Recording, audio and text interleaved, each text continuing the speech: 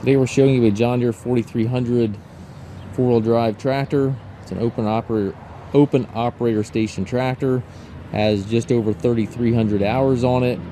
Traded the tractor in locally here. It is in, I would say, average condition. Mechanically, there are no known issues with the machine. Cosmetically, it definitely is not the prettiest tractor around. The front grille here is broken, so it won't hold, so you're just gonna loose up in here.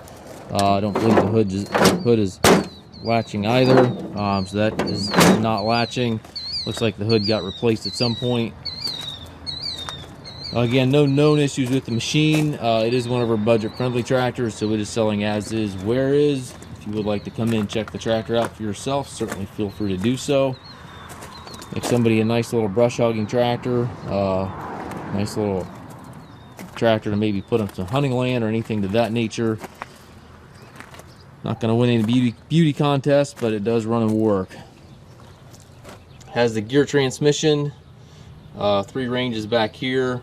I believe there's 4 gears in the transmission here, and then forward reverse up here in the column.